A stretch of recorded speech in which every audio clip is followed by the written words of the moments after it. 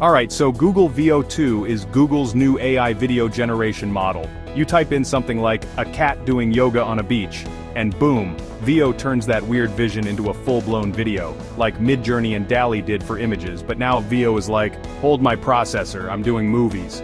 Basically, AI is out here making Pixar look like it needs an oil change. But let's be real.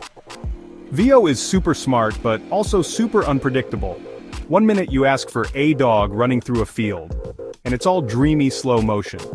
And the next second the dog's on a skateboard wearing sunglasses and delivering pizza.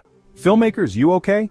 Because I feel like AI is about to replace directors faster than my parents replaced me with the family dog. You thought Christopher Nolan was out here flexing with 70mm IMAX film? Google Veo's like, that's cute, but I just generated the multiverse for free. Oh, and budget? Forget about it. Imagine pitching a movie to a producer. How much for the script? Free. Cast and crew? Zero. Special effects? Google's on it.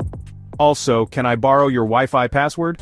But here's the thing about AI, it's like a toddler with crayons, super creative, but sometimes you end up with chaos, like, I asked for a romantic scene under the stars, and now there's an octopus playing the violin. Or, can I get a scenic mountain sunset? And Veo's like, sure, but the mountains are melting. But honestly, Veo 2 is impressive, it's the beginning of something massive. Imagine a future where you can make your own movies, right? Me Google, make me a sci-fi adventure with laser cats fighting robot vacuums. Google got it, boss. It's like creativity and tech had a baby. And that baby really likes to mess with animators. Meanwhile, Hollywood writers are watching Veo like, am I about to get replaced or is this a collab?